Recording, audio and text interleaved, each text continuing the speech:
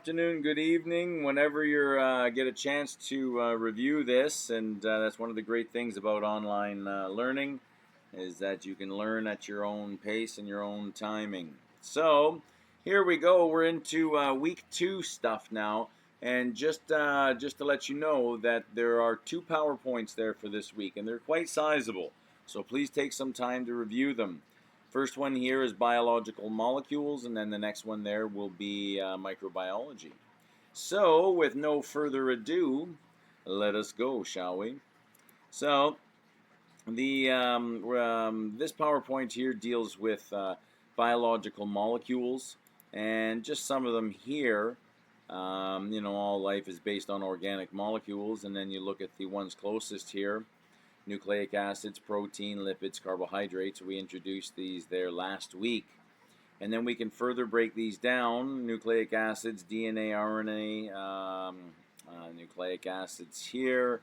Carbohydrates, you can get monomers, dimers, trimers, polymers, polysaccharides. There's your disaccharides, glucose, fructose, sucrose, chitin. That one's found there in mushrooms. You'll hear that word there in the next PowerPoint there when we deal with microbiology, because we do talk about mushrooms and fungi.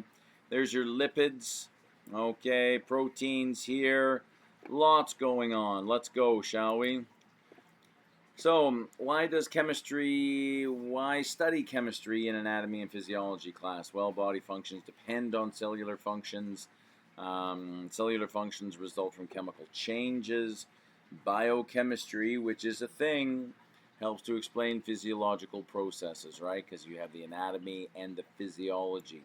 So that right there, there's your chemistry. So matter, anything that takes up space and has mass, okay? Anything there that has a volume, has mass, it has energy. That is matter. And elements composed of chemically identical atoms.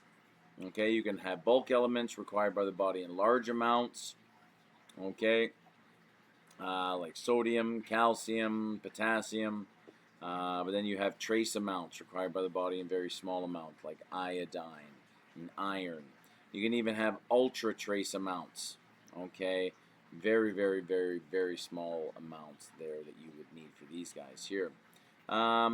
Atoms here, smallest part of an element.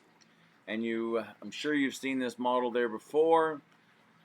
This is a typical atom. In the middle there, you have the nucleus. Okay, within the nucleus there, you will have protons that have a positive charge. Okay, you'll have neutrons that have a neutral charge, no charge. So the nucleus is essentially a positive being, because the neutrons there don't provide any charge, so the only charge coming from anything within the nucleus, proton, positive. And then around, not necessarily in orbit as this cartoon depicts, but you floating around in empty space there, you have the electrons. Those counter the number of positive charges found in the nucleus. So 3 positive charges in the nucleus, you better have 3 electrons. Okay? Good. There's a nice little review of those, of the atom. Have a look here at an ion. Okay? Now remember, an atom, which is found on the periodic table, and these are all of them here. This is an older one. These are all been updated now synthetically. But you'll see there, all of these are atoms, where the number of protons equals the number of electrons. That's an atom. Number of protons equals the number of electrons. Positive and negative will be the same. But that's not how chemistry works. That's how these guys are found, so to speak, in nature, in the known universe. How our body utilizes these guys, they use them as ions. So an ion, which you'll see right here, particle that is electrically charged because it has gained or lost electrons.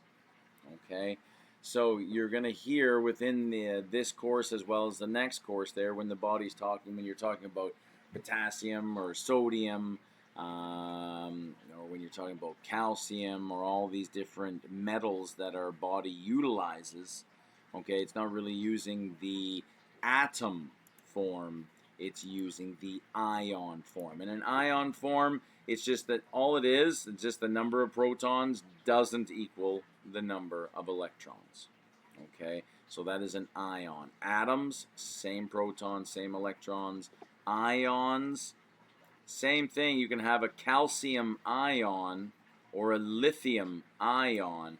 It's just the number of protons doesn't equal the number of electrons. Okay, good stuff there. Molecule, particle formed by the chemical union of two or more atoms. Oxygen, gas, water. So there is your periodic table of the elements in all of its magnificence. Okay. Atomic number, number of protons in the nucleus of one atom. Okay. And then you're going to see the atomic weight. Now this is always the bigger number of the two. Okay. And this is the approximated number of protons and neutrons in the nucleus. Okay. That's what we call the atomic weight.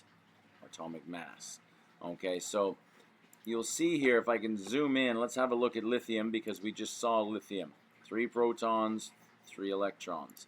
So let's zoom in on lithium, shall we? Now you're going to see here that you're always going to see two numbers. Okay, the bigger number is the atomic weight. And in this case here, lithium on average has 6.941, okay, AMU, which means there it has protons and neutrons that weigh the same, but it'll basically it almost has 7 of those in the nucleus.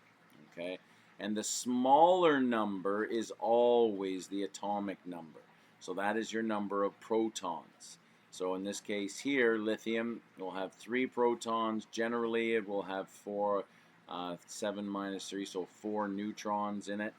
Okay, all right, and it will always have 3 electrons. Okay, so just to show you there what's going on. Okay, so the smaller number is always the atomic number. And look at carbon right here. Carbon has an atomic weight of 12. It has an atomic number of 6. So 6 protons, 12 total. That means 6 minus 12 is 6 protons, 6 neutrons. Let me know if you guys have any issues with that. You'll also cover it in chemistry as well. So, atomic number, atomic weight, isotopes.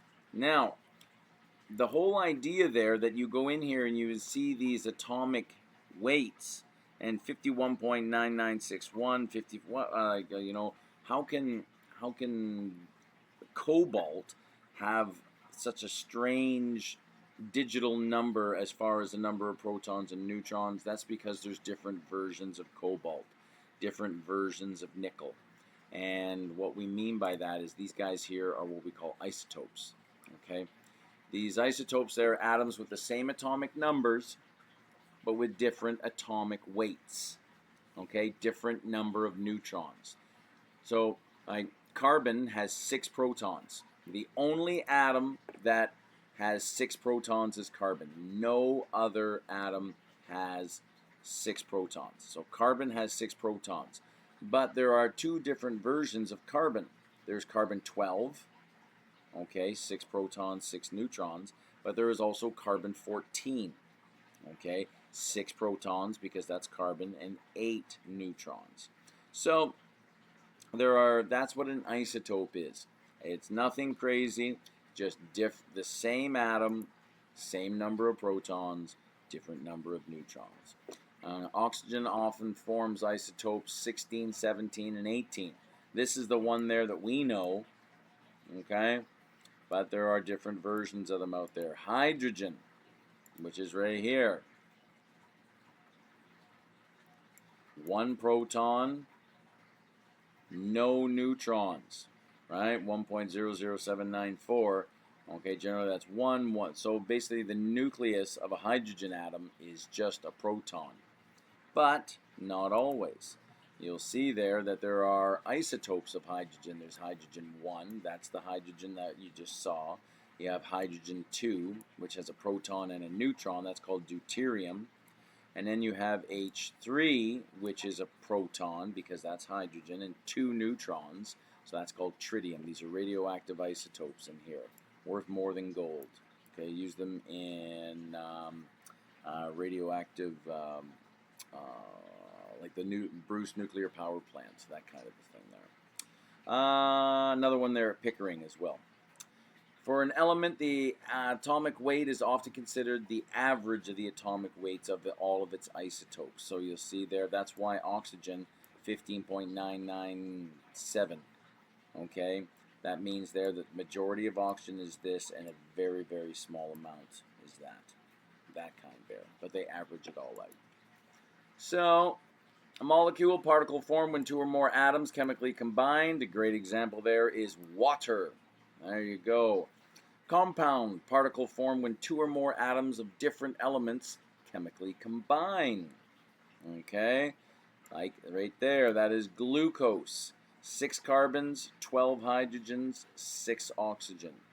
And this is what we call the molecular formula. Depicts the elements present and the number of each of them within the molecule. So if you can see here that there are 2 hydrogens and 1 oxygen in this water molecule, you're going to do just fine. This is a good one right here. Again, molecules and compounds. These guys here are molecules. These guys here are molecules. These guys here are elements. This is how hydrogen exists in nature. This is how oxygen exists in nature. Okay? And they can be combined to form these molecules. Okay? Compounds right here. Elements, compounds. Okay? Bonding of atoms, the bonds form when atoms combine with other atoms. Electrons of an atom occupy regions of space called electron shells, which circle the nucleus. For atoms with atomic numbers of 18 or less, the following rules apply. Generally here in elementary chemistry there, we don't go past 20, because things get a little crazy when we go down the rabbit hole. Alright? So, for atoms with atomic number of 18 or less, the following rules apply. The first shell can hold up to 2 electrons, the second shell can hold up to 8, and the third shell can hold up to 8. So wouldn't you know it there? What's the magic number in chemistry? 8. There are ionic bonds. These ones here are these crystalline solids. They have a metal and a non-metal. In this case here I have table salt. Sodium and chlorine, metal, non-metal, they form together, and when an electron is completely transferred from the metal to the non-metal, a very, very strong bond forms. Okay, and in this transferring of an electron, you remember there we were talking about the difference between an atom and an ion.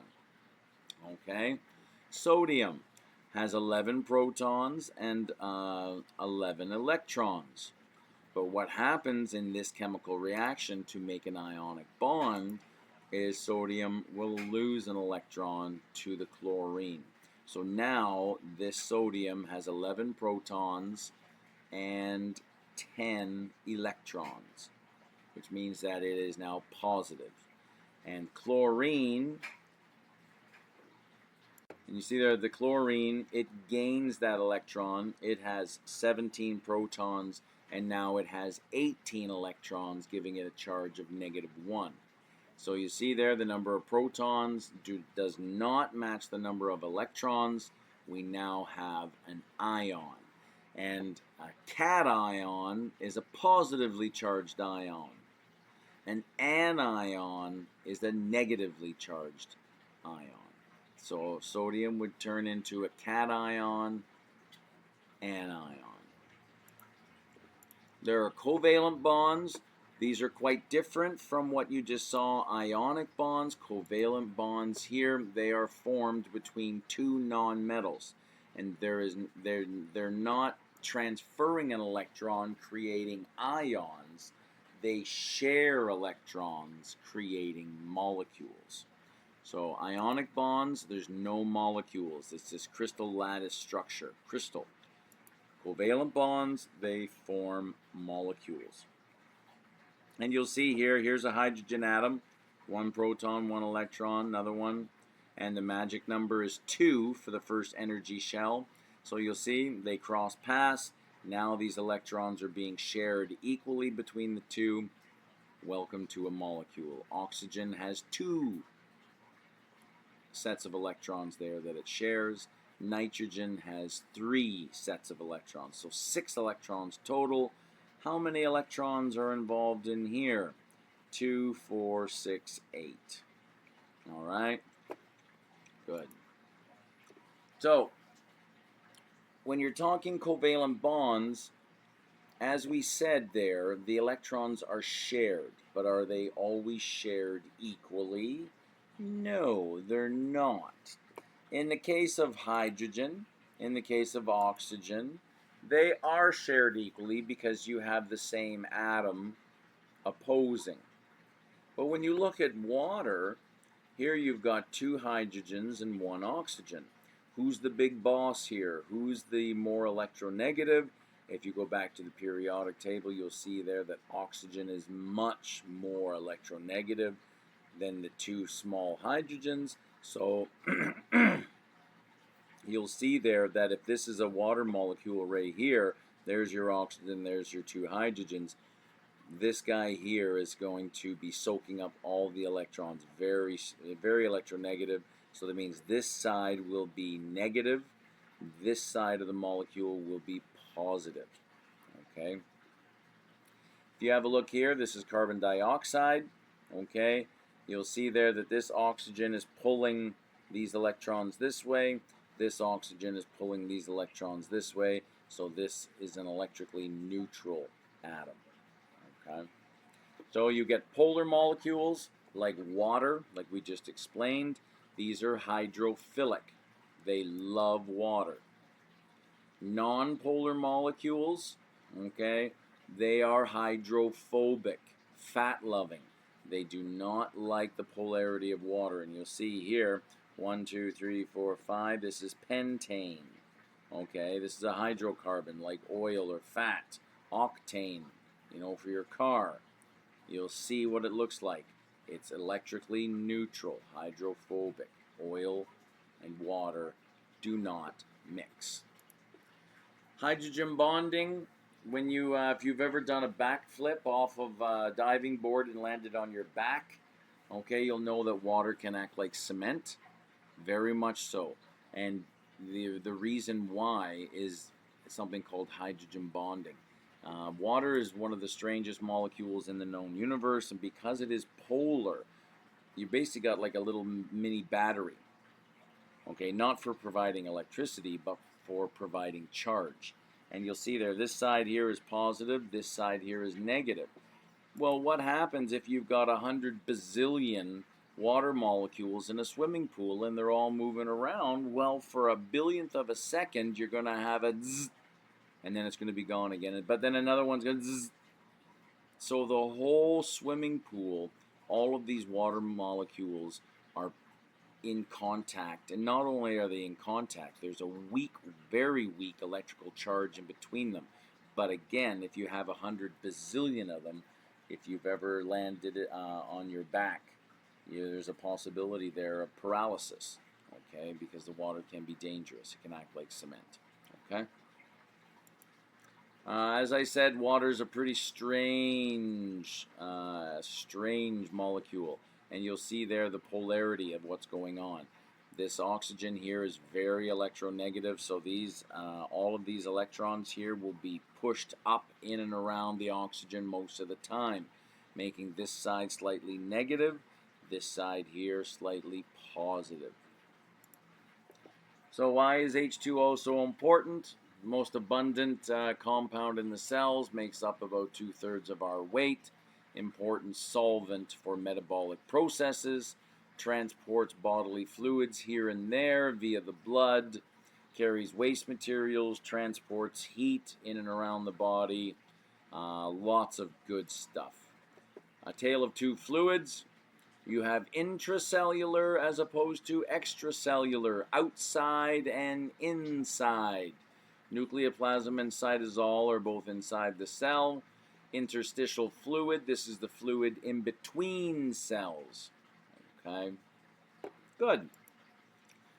As we said there, water is awesome, and because of its strange shape, okay, the reason why these hydrogens are down here, because the oxygen has a pair of electrons here and a pair of electrons here. So these hydrogens want to come up here, but they can't. So this water molecule has to stay bent, which gives it its unique chemical properties. We're about 65 to 75% water, which decreases with age, mostly in the first 10 years of life, but continues into old age. Yes, as we age, we tend to not drink as much water. You need to drink lots and lots of water. And actually, I'm going to pause the video and go and get some right now. I'll be back in 2 shakes. But you won't know because I'm just going to pause it and restart it. And thanks to the modern technology here of pre-recording, I'm back again, fully hydrated. You'll see there, healthy adult males tend to be about 60% water. Females can be 55%. And even obesity can, this is problematic here, only having about 45% water by mass. The whole idea of creating a solution, how does water do it? I don't know if you've ever had a big dinner there, like just lasagna, biryani, anything there that, you know, is kind of a pain in the butt to cook. After you serve it, you don't even bother washing it there that night because everything's all baked on and everything. So what do? You let it soak overnight, right? Well, water is a very aggressive molecule, and the atom in it that makes it aggressive is the oxygen. Oxygen is very electronegative, and you'll see here what goes on when you put salt or sugar or anything into water for it to dissolve. And you'll see that water molecules will cluster around the solute. Okay, they'll start to attack it. Okay, and the water molecules will pull the solute out into solution, where eventually over time it will spread out evenly. Okay, and that's the oxygen for you. Now, getting on into membrane transport, the whole idea there of how things can move. How does water make things move? And you'll see here that we have a selectively permeable membrane. Okay, and you can see here that the concentrations are not the same. The blue particles seem to be the same, but I have 2, 4, 6, 8 purple particles over here, and I only have 4 on this side. And you see what's going on here is that this membrane here, these particles can't get through. All right, the only thing that can move through is the water. And if the particles can't get moved to maintain an equilibrium, well, then the water will. And you'll see here that the water will move from a high concentration to a low from a low concentration to a high concentration. Okay, osmosis moves from a low to a high. The water is going to reduce that high concentration. Okay, which is right here. And you'll see there that for the amount of water, the concentration is the same that's over here. Okay, that's osmosis. And this is really important there when you're talking about blood. And you'll see there that there's 3 types of solutions there that I want you to know. Now, it's all about the saltiness of the water. Now, here if you take RBCs, red blood cells there, and you place them into a saltwater solution that is the same as the blood. And you'll see there that these look like pretty good RBCs. We call this there an isotonic solution. Same concentration of dissolved particles. Okay. Now, if you take those same RBCs, and what we have here is what we call a hypertonic solution. And you'll see what's going on here. It's a salty solution with a higher concentration. So what goes on here? So you place these RBCs into a saltier solution. So what happens there is all the water rushes out of the RBCs and flattens them like pancakes because all the water is rushing from the watery RBC into the salty solution. Okay. A hypotonic, remember hyper, increased tonic, increased salty, and hypotonic, low salty. If you take those RBCs and just put them into water, okay, so that means that the RBC is saltier than the water. All the water that you're placing the RBCs into is going to rush into the RBC and make it explode. So three types of solution: isotonic, same salty solution. Hypertonic, you're putting the RBC into a saltier hypertonic solution.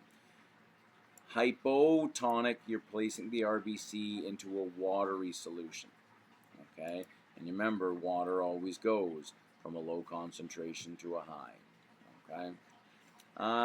There are some more questions here. You can have a look at all those. Please pause the videos and have a look at those. There you go. Now moving on to macromolecules. We kind of introduced them there last week a little bit. We're going to take this a little further.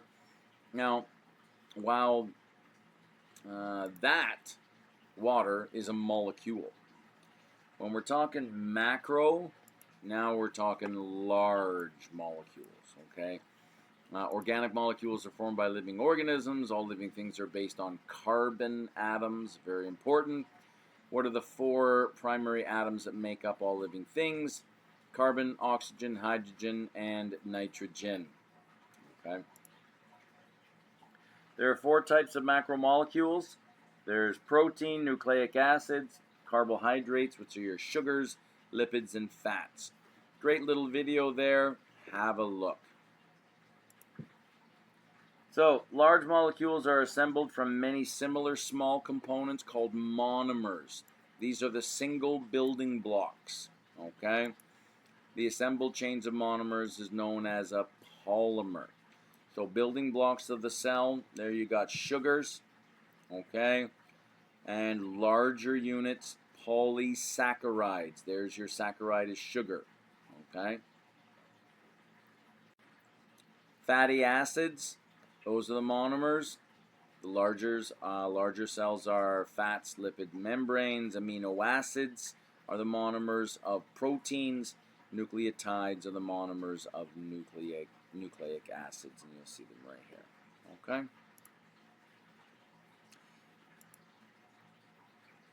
A covalent bond is formed by removing a hydroxyl group, an OH group, from one subunit and a hydrogen from another unit.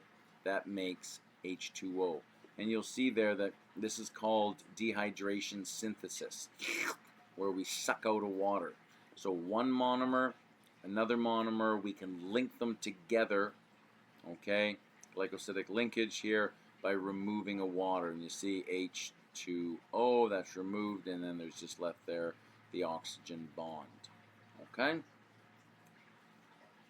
The process of disassembling polymers into components, so we're going backwards now, this is called hydrolysis. So this one here, dehydration synthesis, where we suck out a water and create a link.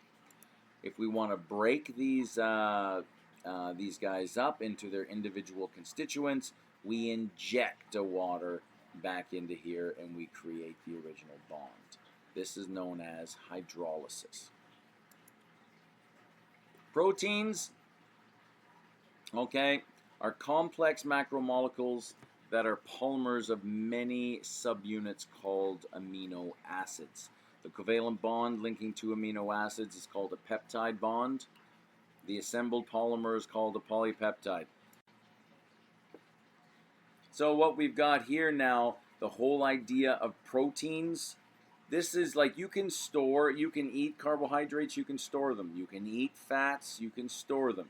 You can eat protein, but you can't store it. Okay? This is the trouble there with protein. You need a continual source of protein every day. Your hair is growing, your nails are growing, your eyelashes are growing. You need proteins there for your bones and cartilage and nose and ears, and you just need lots of protein. So you need to eat enough protein generally every day to sustain your metabolic activities, some of which include structural material, as I just alluded to, energy source, which isn't the best. Your body would prefer carbohydrates or fats, but you can use protein as an energy source, not a good one. Hormones, receptors, enzymes, antibodies. Okay. So this is a beautiful looking protein right here, and you'll see that we've got an amino acid. Okay. Another amino acid, and they're all, and if we link them there together, we have what's called a polypeptide. Okay, and then the more of these we add, there will become clearly evident, a three-dimensional shape there, which is characteristic there of a particular protein. Okay. Constructing a protein, the whole idea, you have an amino acid, another one there. Dehydration, synthesis, we suck out of water, and there we go. Okay, we have what's called now a peptide bond. Okay. Amino acids are small molecules with simple basic structures, carbon atom to which the following three groups are added. You have an amino group, a carboxyl group, and a functional group R. The functional groups gives amino acids their chemical identity. There are 20 different types of amino acids.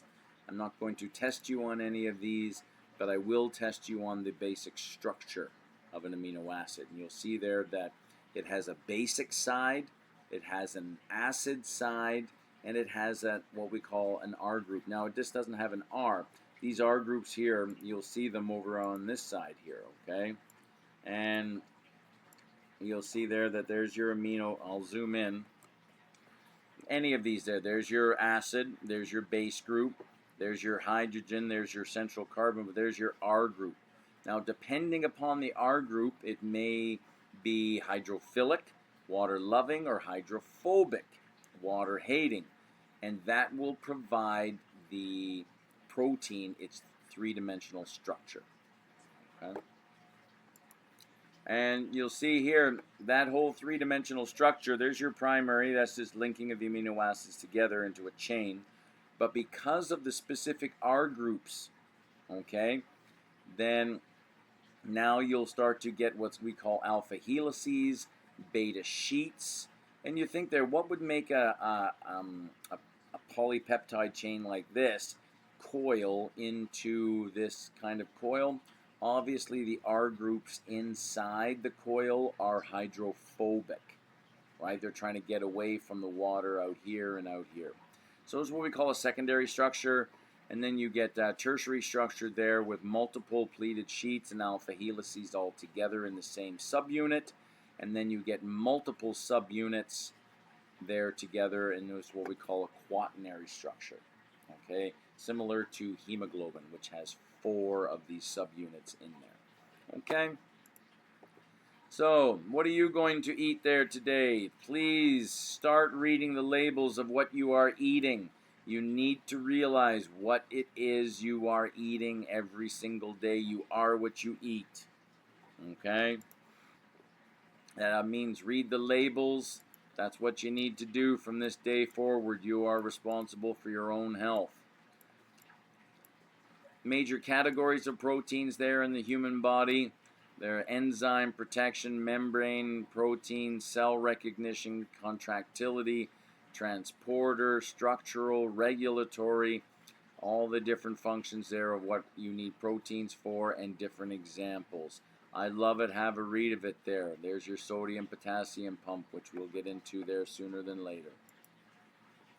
The shape of a protein absolutely affects its function. The whole idea of a protein having a three-dimensional shape, it has to have that three-dimensional shape because it's called the lock and key method, where the enzyme will lock onto the molecule that its intended purpose for, and it will facilitate that chemical reaction. Having a look right here, the whole idea there. Protein, when they get exposed to acid, base, temperature, When you start fooling around with those conditions, what happens there is the protein will denature. And you'll see there that these are beautiful looking eggs, but once you throw this into a frying pan right there, the heat just destroys all the chemical bonds in between, and then the egg turns white. And that's the cooking process. Okay. Enzymes are proteins that have special 3D shape that fits precisely with another chemical. Enzymes cause the chemicals that they fit with to undergo a reaction. Okay, and you'll see here just beautiful little enzyme function. Okay, so the substrate binds to the enzyme, whatever the substrate is the intended enzyme is looking for, and forms an enzyme substrate complex. The enzyme catalyzes the conversion of the substrate to product, which is then released. The enzyme can catalyze another reaction and keep going. That's one of the great things with these enzymes, is that once they're used, they can keep going, and they can keep going, they can keep going. Okay. Nucleic acids. There are two types of nucleic acids. There's DNA, deoxyribonucleic acid, which is the good stuff, and RNA, ribonucleic acid. This is what we call the flimsy paper bag copy. Each DNA macromolecule contains hundreds to thousands of individual genes, which is the blueprint for a specific RNA molecule that then codes for a specific protein. Nucleic acids being composed of DNA and RNA, consist of monomers called nucleotides. Each nucleotide has 3 parts. There's the 5-carbon sugar, okay, there's the phosphate backbone, and then you have the nitrogenous nitrogen base. Okay, and just getting more shots here, you'll see how it all moves in. You'll see there that you have cytosine, guanine, C and G always go together. You have adenine and thymine. These guys always go together. RNA, there is no thymine. There is uracil. So each nucleotide contains a 5-carbon sugar, a phosphate, and a nitrogenous base. This is what you're looking at right here. There's your phosphate group. There's your 5-carbon sugar. There's your nitrogenous base. Nitrogen is all within there. The 5 nitrogenous bases of the nucleotides are adenine and cytosine. They go together. Guanine and thymine. Okay? These guys here are the 4. Okay? And then you have uracil, which is only found in RNA. Okay? So C and G go together. A and T go together. These 4 are for the DNA. But when the DNA is copied, there is no T, there is only U. Okay? The structure of DNA is a double helix because of the following. There are only 2 base pair combinations, and as I just said there, adenine always goes with thymine. Cytosine always goes with guanine. The DNA is held together with hydrogen bonds. A sugar-based phosphate backbone consists of phosphodiester bonds, gives more support, and the sugar is connected to the base by what we call a glycosidic linkage. Okay? Very good. Nice, good links there. Please pause the video and have a look, please. What is the sequence of the opposite strand of DNA? All you have to do is go back and see how the base pairs go together. The answer is on the next slide. Pause the slide. Don't jump ahead. So you've got A. What would this one be? You have C. What would the next one be? And you see here, this is what you're looking for. A, T, C, G, T, A. Go back, pause the video, have a look. Away you go. So, comparison of DNA and RNA. We'll get into the whole idea of transcription and translation in a later class. But DNA, this is the good stuff. This is the double helix. This is where our information is stored. RNA, it's as I said before, it's a flimsy paper bag copy of a stretch of DNA. The whole point there, if we need to make a protein, we need to make a copy of the DNA. We do that as RNA. And then this RNA travels outside the nucleus to a ribosome where it's made into proteins. Blah, blah, blah. We'll get there. We'll get there. Okay? Some more questions there. You can pause and have a look. Okay? Lots more questions. Very good. Carbohydrates make up the structural framework of cells and play a critical role in energy production and storage. A carbohydrate is any molecule that contains the elements carbon, hydrogen, and oxygen in a ratio of 1 to 1. The size of carbohydrates can vary. We can have simple carbohydrates made of monomers. We can have complex carbohydrates made of polymers. Sucrose, table sugar, that's made of 2 monomers. Starch, cellulose, this is made of many, many glucose molecules. It's a polymer. Monosaccharides consist of 1 monomer. An example is the sugar glucose, C6H12O6. Disaccharides consist of 2 monosaccharides. An example is sucrose, which is glucose and fructose put together. That makes our sucrose. Okay, there's lactose, which is glucose and galactose. That's for milk sugar. Maltose, okay, glucose, yeah, and more, and disaccharide of glucose. So there's lots there. Here's some more, and again, we're dealing with hydrolysis and dehydration synthesis. If I want to link 2 monosaccharides together, suck out of water, dehydration synthesis. If I want to reverse it, if I want to break this up, okay, hydrolysis, I would inject the water and I would get my 2 monomers back. Okay, so you'll see here that sucrose, that's glucose and fructose makes this, but then here's your maltose, okay, and lactose. What is lactose intolerance? It is mostly common. It is most commonly caused by a deficiency in the production of the enzyme lactase. Just for future reference, any word in biology class that ends in ASE, ASE, is an enzyme. It causes bloating and diarrhea. So why, if lactose isn't digested and absorbed in the small intestine, the bacteria in the large bowel consume it and produce gas as a waste product? Interesting. Complex carbohydrates are long polymer chains, also called polysaccharides. They contain many carbon-hydrogen bonds and are therefore good for storing energy. Carbon-hydrogen, that's the same bonds there that we put in our gas tank. Huge amount of energy, okay? These bond types are the ones most often broken by organisms to obtain energy, okay?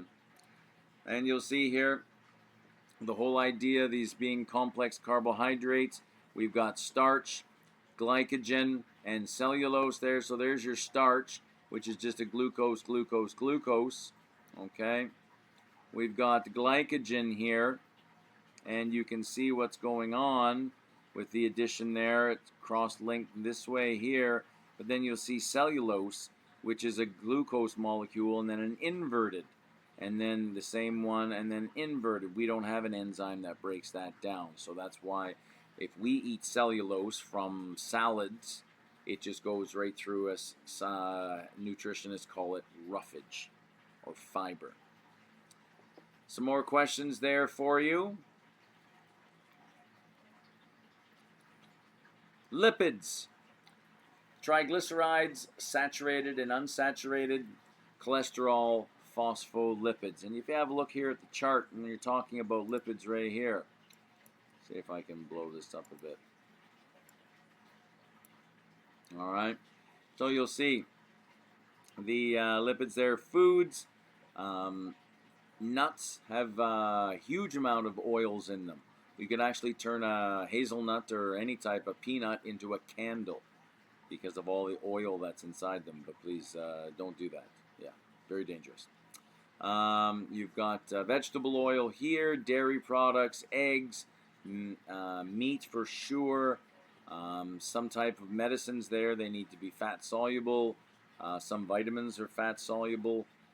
Cosmetics, organ protection, cell structuring here, especially when we're talking the cell membrane, which we'll get into, the phospholipid bilayer. Lots of stuff.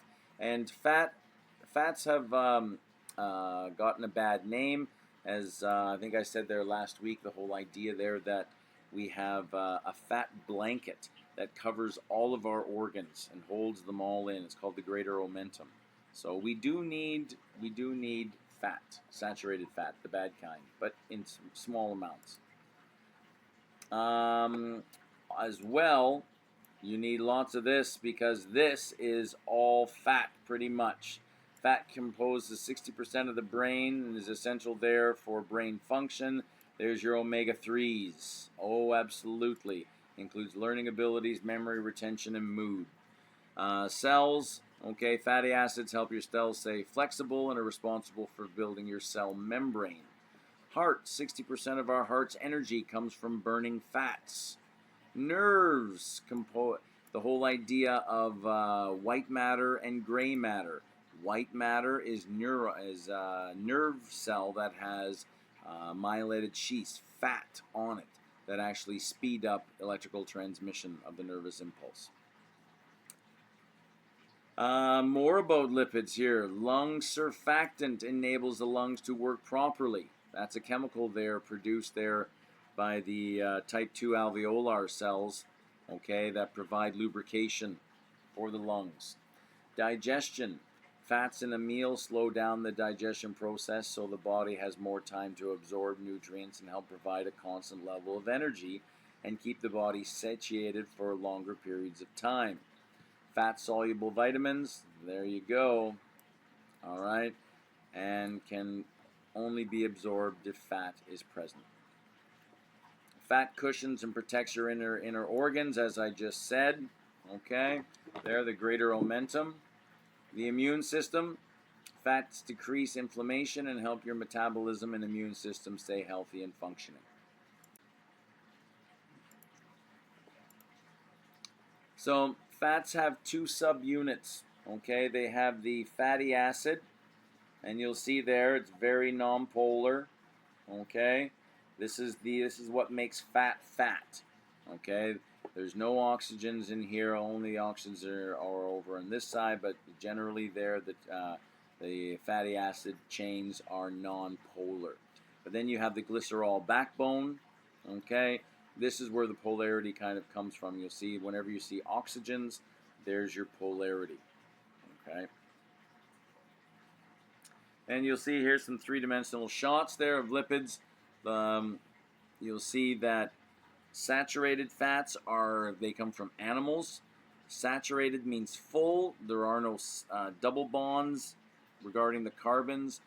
All the carbons are single bonded, meaning all the hydrogens are there. And you'll see all the hydrogens are there, making this absolutely non-polar and a solid at room temperature. Okay, this is bad fat because when you eat this, it stays a solid in your blood. What makes plant oils, healthier is they has these double bonds. And you see when there's double bonds or even triple bonds there with the carbons, you can't have hydrogens in here. So this is what we call unsaturated, not full. Okay? And this is healthier for you because you'll see at room temperature, this is a liquid. And liquids do not contribute to heart disease, unlike solid fats. Okay. What are some examples of foods that contain saturated fats? Animal fats for sure. But there are some healthy ones there. Avocado, okay, coconut oil. These are pretty healthy. Even eggs, dairy, low-fat chicken and meat. What are some foods that contain unsaturated? This tends to be plant fat. Peanut oil, even fish oils as well. What is the skinny on bad fats? Trans fats are created by heating liquid vegetable oils in the presence of hydrogen gas, a process called hydrogenation. And remember, what makes unsaturated fats healthy is these double bonds. So what they do is they take plant fat that has double bonds and gets rid of the double bonds by producing hydrogen, and these hydrogens go on here. So it ends up so basically you're changing healthy plant oil that looks like this. Welcome to margarine. Okay, and it's all done by hydrogenation. Partially hydrogenating vegetable oils makes them more stable and less likely to spoil, which is very good for food manufacturers and very bad for you and me. Trans fats occur in vegetable shortening, some margarines, crackers, cookies, chips, fried food, fast foods, and other processed foods made with partially hydrogenated vegetable oils. That's the key right there. You got to learn to make your own food. You really do, or else you don't know what you're eating. So again, you'll have cis fatty acids. Cis means the same side. Trans fatty acids, these are the bad ones. Bad, bad, bad, bad, bad. You want cis. Okay.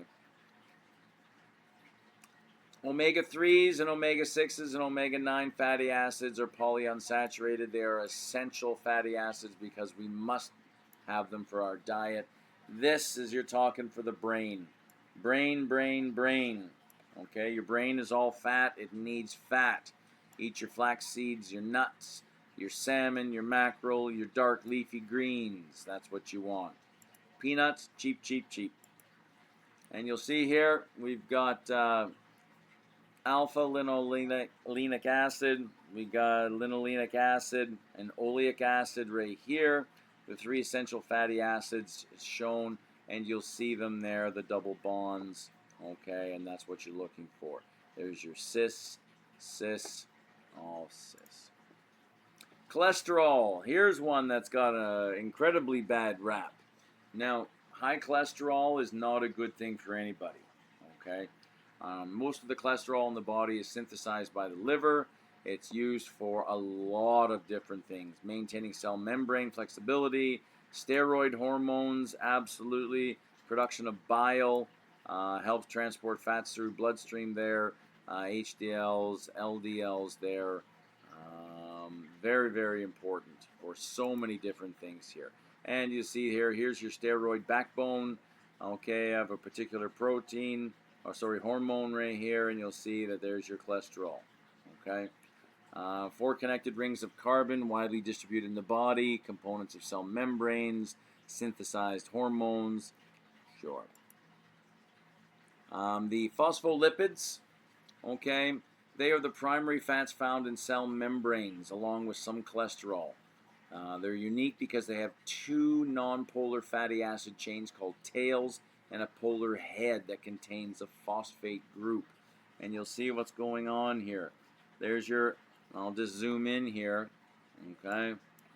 Here's your hydrophilic head, water-loving head, hydrophobic tails. And why is this important? You'll see here, here's the typical cell membrane. And remember, extracellular matrix, extracellular space, water out here. This is inside the cell, water's in here, water, water. What's the only thing that doesn't mix with water? An oil. And you'll see there's your hydrophilic heads. They're touching the water. Hydrophilic heads touching the inside water of the cell, and your hydrophobic tails that are afraid of water. Okay? And it just provides us a way there to compartmentalize and create an outside and an inside for the cells. Okay? And here are some more questions. I think we are almost at the end. Whew, that was a good presentation there. There's a nice summary. Make sure to hit all those questions. You just might see them again. And don't forget about the other PowerPoint there that's posted in the week 2 folder on microbiology. I'll see you when you hit it.